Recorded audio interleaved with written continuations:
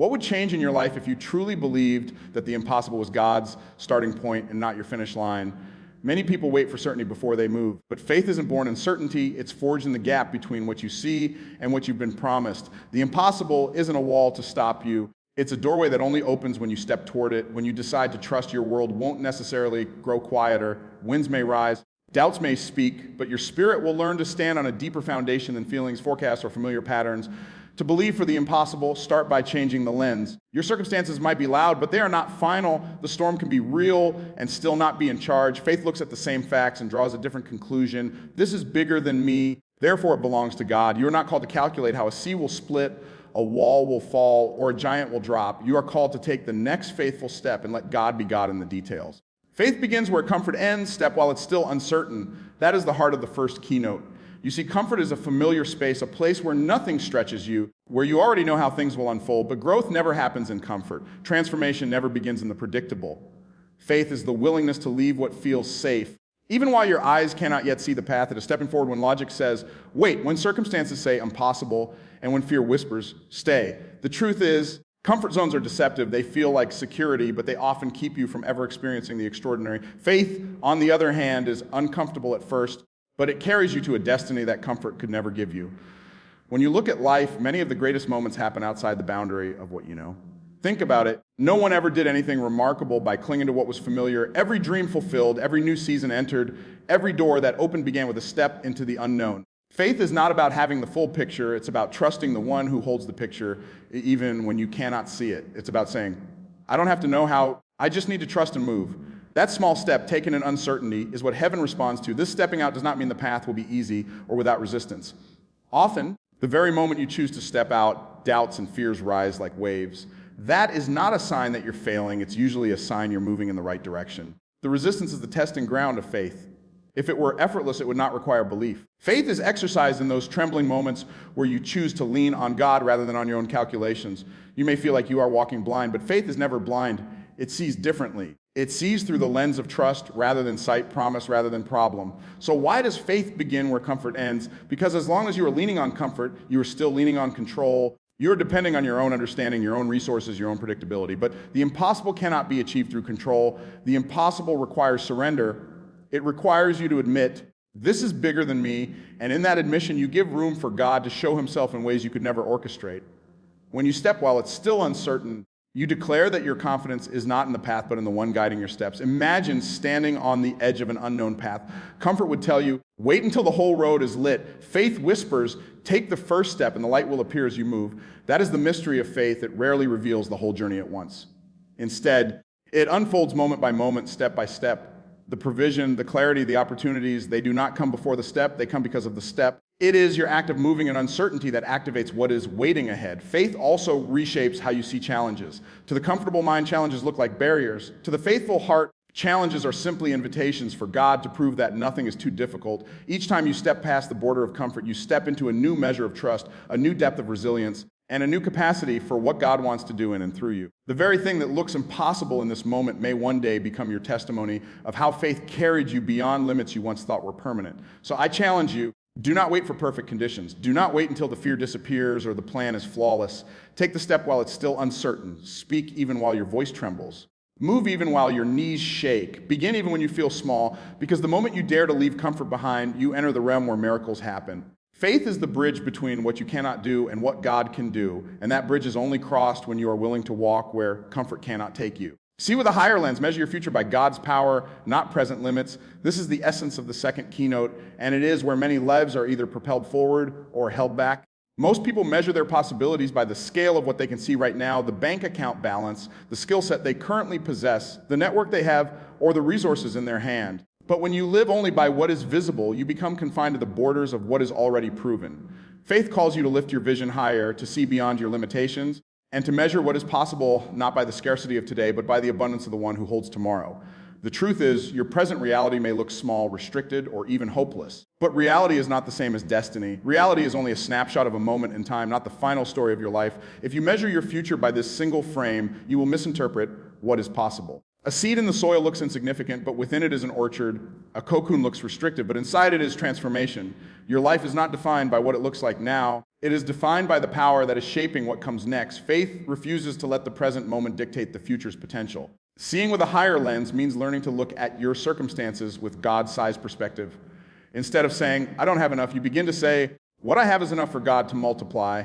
Instead of declaring, this is too difficult, you affirm, this is the perfect setup for something greater than I can imagine. The higher lens doesn't deny difficulty. It simply refuses to exalt difficulty above divine possibility. It is shifting from I can't to God can, from this is the end to this is a beginning in disguise. Too often, we shrink our dreams down to the size of our resources. We calculate the cost, we measure the risks, and then we decide whether to believe. But faith works the other way around. It begins with belief and then trust that provision will meet the vision. If you wait for everything to align before stepping out, you will spend your life waiting. Faith chooses to align with God's power now and allows the alignment of circumstances to follow. That is why you cannot measure your calling by your current capacity. Your calling is always bigger than you. If it feels impossible, that is usually the sign it is divine. Think of the moments in your life when things worked out in ways you could not explain, unexpected opportunities, sudden open doors, timely provision. Those were glimpses of what it means to measure by God's power instead of your own. If he could orchestrate those moments before, why would he not continue to do so now?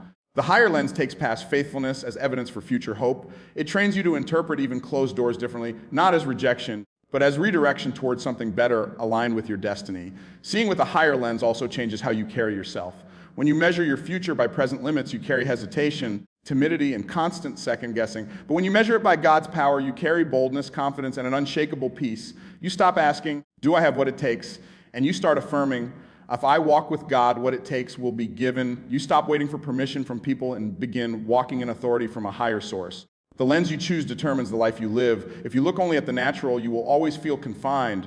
But if you lift your eyes higher, you will begin to see possibility where others see impossibility. You will notice opportunities hidden inside obstacles, and you will have the courage to step where others retreat. The higher lens allows you to dream bigger, pray bolder, and expect greater, because you no longer measure by your own hand. You measure by God's hand. So today, dare to lift your eyes. Dare to believe that your current situation is not the ceiling, but the floor for what comes next. Do not let present limits dictate your future. Let God's limitless power define it. The moment you start seeing with that higher lens, you stop living bound by what is and begin living empowered by what can be. That shift in vision is where faith takes root and the impossible begins to unfold. Align your words and actions, speak life, then move your feet. This keynote is a call to understand that faith is not simply something you hold in your heart or think in your mind. It must also be expressed in what you say and demonstrated in how you live. Too many people pray for change, hope for transformation, and dream of breakthrough, yet their words contradict their prayers and their actions undermine their faith. Faith is not passive, it is active alignment.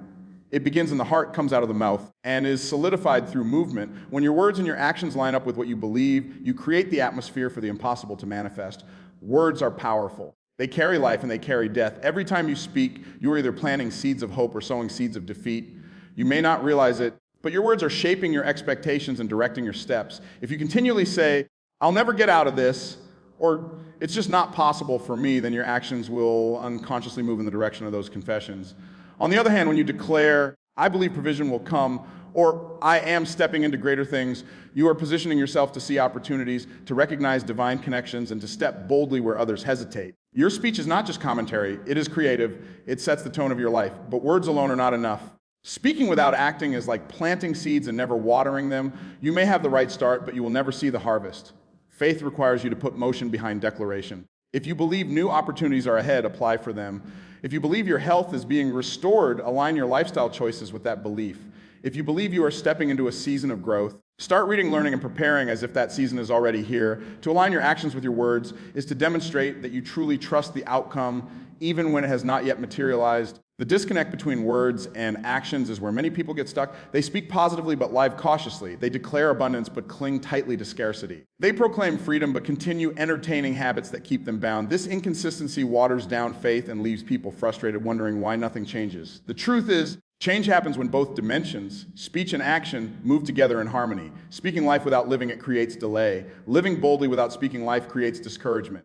But when the two agree breakthrough begins, there is also a deeper reason why aligning words and actions is so critical. It shows integrity of faith. Integrity means wholeness, consistency, and authenticity. When your words reflect faith, but your actions show fear, you live divided. But when they both align, you live whole, and that wholeness attracts blessing. It is like walking in rhythm. You move with grace, balance, and purpose, because every part of you is moving in the same direction. Small actions matter just as much as bold declarations. Sometimes alignment looks like starting where you are with what you have. It may mean setting aside time each day to work on the dream you've been speaking about. It may mean letting go of negative talk and refusing to repeat discouraging narratives about yourself. It may mean choosing to take one small, faithful step when you wish you could leap, trusting that consistent steps will eventually bring you to the destination.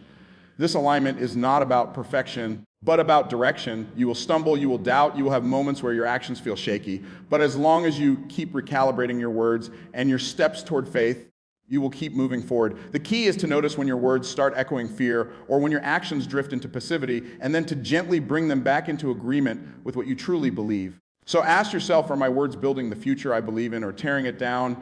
Are my actions proving that I trust or showing that I am waiting for everything to feel safe first? If you want to experience the impossible, you must learn to declare it boldly and then live like it is already on the way. Speak life, move your feet, and watch how doors open, opportunities appear, and miracles unfold when your words and actions come into divine alignment. Obedience opens provision. Each small yes unlocks the next door. This keynote carries a profound truth about how faith unfolds in real life. Many people are waiting for a flood of blessings, a grand breakthrough, or a dramatic miracle, yet they overlook the simple act of obedience in the small things. The truth is, provision rarely comes all at once. Instead, it is unlocked step by step, yes by yes, choice by choice. Every time you align with the nudge in your spirit and say yes, even when it seems insignificant, you open the way for the next stage of blessing to reveal itself. Obedience is not about rules or restrictions, it is about positioning. Think of it as tuning into the right frequency. When you are obedient to what you sense God is guiding you toward, you align yourself with the flow of his provision. Disobedience, on the other hand, is like static. It blocks, delays, or distorts what was meant to reach you. That is why many people pray for abundance but still feel stuck. The issue is not that provision isn't available. It's that obedience hasn't unlocked the door for it to enter. What's important to understand is that obedience is often tested in the small and ordinary before it is rewarded in the big and extraordinary. You may be waiting for a major opportunity, but the key could be in a simple instruction, forgiving someone who hurt you, stepping away from a toxic habit, making a call you've been delaying, or sowing a seed when it feels inconvenient. Each time you obey in the small, you demonstrate readiness for the greater. It is as if God is saying, if you can trust me with this step, I will trust you with the next. Provision follows obedience because obedience proves trust. When you obey, you are essentially saying, I may not understand it fully, but I believe there is purpose behind this step. That belief activates movement in your life. For example, imagine you feel led to pursue a project or idea, but the resources seem non-existent. Instead of waiting for all the money or support to show up, obedience looks like starting with what you have, and often, as you take that step, unexpected provision arrives. A person appears to help, an opportunity surfaces, or resources flow from a direction you never anticipated. The step of obedience draws the provision out of hiding. Sometimes obedience doesn't even look connected to provision on the surface. You might sense that you need to let go of something comfortable, whether it's a habit, a relationship, or a way of thinking. At first, it feels like loss, but hidden within that act of obedience is a release. Space is created for new provision to enter. Think of a hand holding tightly to an old seed. Until it lets go, it cannot receive the harvest that seed is meant to produce. The letting go is the act of obedience. The harvest is the provision that follows. It's also worth noting that obedience is often inconvenient. It rarely shows up at the perfect time. It may challenge your pride, test your patience, or stretch your resources. But precisely because it costs something, obedience carries weight. It is evidence that you are not just seeking provision, but you are seeking alignment with God's will. And when your heart seeks alignment, provision comes as a byproduct. Think of your life like a hallway filled with doors. You may be staring at the last door, praying it will open, but God is pointing you to the first one. Until you say yes to that first door, the others remain closed. Each act of obedience is like unlocking one door that leads to another. The destination may be far greater than you imagined, but it will only be reached one faithful step at a time. So ask yourself, what is the step of obedience in front of me right now? It might not look like the breakthrough you are asking for, but it may be the key that unlocks it. Do not dismiss the small yes. Do not delay the simple act of trust. Say yes even when it feels ordinary, and watch how that yes opens provision you could never have earned or orchestrated on your own. One yes leads to another, and soon you will look back and realize that the doors you once thought impossible to open were unlocked by a series of faithful steps. That is the power of obedience. It turns impossibility into reality. One yes at a time. Expect resistance. Opposition often confirms your near breakthrough. This keynote is crucial because so many people misinterpret the presence of resistance as a sign that they are failing, out of alignment, or moving in the wrong direction. The reality is often the opposite. Resistance does not always mean you are off track. In many cases, it is the clearest evidence that you are stepping closer to the very thing you've been called to. When you press into new territory, you should not be surprised that obstacles arise. Whenever light advances, darkness reacts. Whenever faith takes ground, fear pushes back. That tension is not meant to stop you. It is meant to shape you, strengthen you, and prove that what you are moving toward is significant. Think of resistance as a form of confirmation. Nobody fights battles over empty land. If you feel opposed, it is because there is something valuable on the other side of your step of faith. Your progress is threatening to the forces that want you stuck, silent, and stagnant. This is why many people experience their greatest struggles right before their greatest breakthroughs. The closer you get to fulfillment, the more pressure intensifies. That pressure is not meant to destroy you, but to prepare you to test your resilience and to deepen your trust in God's ability rather than your own. Resistance also reveals what is inside of you. When things are easy, faith feels simple. But when the winds rise and the path becomes steep, your foundation is exposed. Do you give up at the first sign of difficulty? Do you retreat when doors don't open immediately? Or do you anchor deeper, reminding yourself that storms are often temporary, but the promise is eternal? In moments of resistance, you discover strength you didn't know you had and faith you didn't realize had grown. Without resistance, there would be no stretching. Without stretching, there would be no growth. It is also important to understand that resistance can take many forms. Sometimes it comes externally through people who doubt you, criticize you, or even actively oppose you. Sometimes it comes circumstantially through delays, setbacks, and unexpected obstacles. And sometimes it comes internally through doubt, fear, insecurity, and the temptation to quit. Each form of resistance carries the same purpose: to discourage you, to get you to abandon the path before the promise comes to pass. But when you expect resistance, you no longer interpret it as failure. Instead, you interpret it as a signpost saying, keep going, you are on the right track. One of the great misunderstandings about faith is that if you are truly aligned with God, everything will flow smoothly. But faith is not the absence of struggle, it is the courage to keep moving in the midst of it. Breakthrough is not about walking a path free of obstacles. It is about pushing through those obstacles until the path opens. If you only walk when the road is easy, you will never experience the fullness of what is waiting for you. True faith shows up when the path feels blocked, but you still choose to advance. Resistance also builds capacity for the blessing that is coming. Imagine someone who receives a sudden opportunity or promotion without ever facing challenges along the way. They may not have the character, endurance, or wisdom to sustain it, but resistance trains you for the weight of what's ahead. Every challenge you endure prepares you to carry greater responsibility, handle greater opportunities, and walk in greater authority. What feels like opposition now is actually equipping you for longevity later. So when resistance shows up, change your perspective. Instead of saying, "This must mean I'm not supposed to do this," begin to declare, "This confirms I'm getting closer to what I was created to walk in." Let opposition fuel your determination rather than drain it. Let it remind you that something significant is worth pressing toward. The presence of resistance does not mean God has left you. It often means He is closer than ever, standing with you as you push through the barriers. The next time you feel the weight of resistance pressing against you, don't retreat. Stand taller, plant your feet, speak faith even louder. Keep walking forward, because what you are pressing against is not just an obstacle, it is the very gate to your breakthrough. And if you refuse to quit, if you keep pressing, you will soon find that the resistance was not the end of your story, but the threshold to a brand new beginning. Remember past faithfulness. Testimonies fuel courage for today's impossible. This keynote is a reminder that one of the most powerful tools you have to face the unknown is your own memory.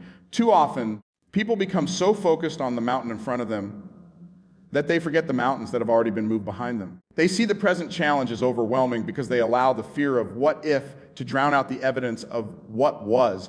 But when you look back and recall the moments where provision came just in time, where strength carried you when you thought you would collapse, where doors opened you didn't even knock on, you start to realize that today's impossible is not as intimidating as it first appears. Memory becomes a weapon, gratitude becomes fuel, testimony becomes a lighthouse pointing you forward. Every person has a history of divine fingerprints on their life, moments that cannot be explained by coincidence or luck. Maybe it was a time you received encouragement at the exact moment you were ready to give up. Maybe it was a need being met in a way you never expected. Maybe it was protection in a situation that could have ended in disaster.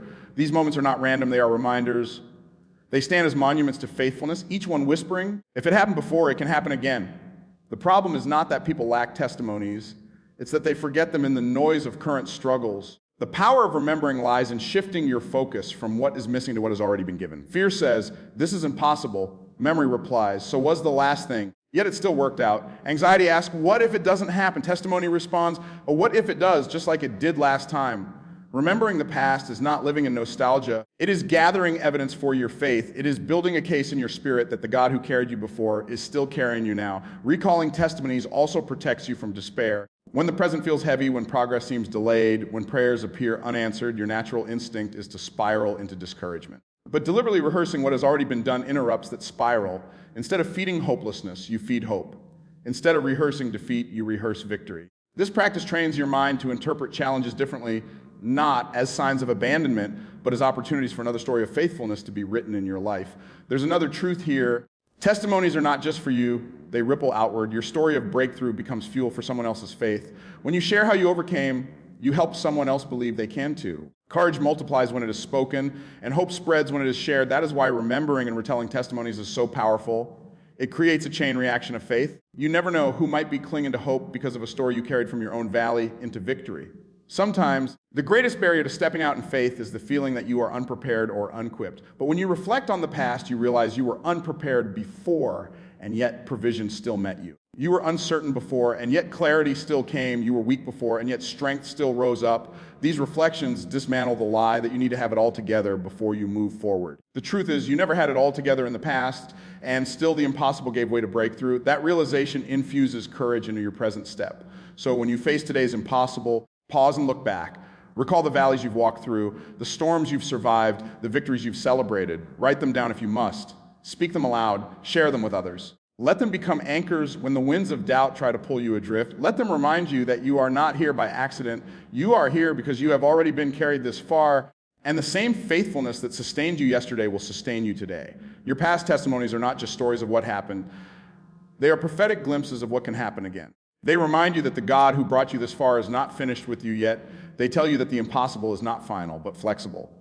And when you hold on to those memories, they ignite courage to face the challenge in front of you, because the same hand that wrote yesterday's testimony is holding the pen for today's. And if you trust, today's impossible will become tomorrow's story of faithfulness. We have walked through the keys of faith together, stepping beyond comfort, lifting our eyes to a higher lens, aligning words with actions, obeying the small nudge, enduring resistance, and remembering past faithfulness. Each of these is not just a principle, but a pathway. And when woven together, they create the life of someone who dares to believe God for the impossible. The truth is this: the impossible is never meant to intimidate you. It is meant to invite you. It is the stage where God's power shows itself strong. Comfort will whisper for you to stay, but faith will call you to rise. Present limits will try to define you, but a higher vision will expand you. Fear will attempt to silence your words, but faith-filled speech will release power. The small step of obedience will become the seed of great provision. Resistance will try to press you back, but it will only confirm how close you are to breakthrough. And when doubts scream, your own history of faithfulness will shout louder. You've come this far, and you are not about to be left now. This is the journey of faith. It is not about waiting until everything makes sense. It is about moving forward when nothing makes sense. Yet everything inside you says trust. Faith is not just believing in God's existence. It is believing in his involvement. It is daring to see your life not through the lens of fear or lack, but through the unshakable truth that with him, nothing is too hard, nothing is too late, and nothing is truly impossible. So as you step out of this moment, carry this truth with you. The impossible is not your wall. It is your doorway. Walk toward it with courage, move into it with trust, and let your life be the testimony that what was once impossible has now become reality. Believe God for the impossible and step boldly in faith, because your greatest breakthrough is waiting on the other side of your yes.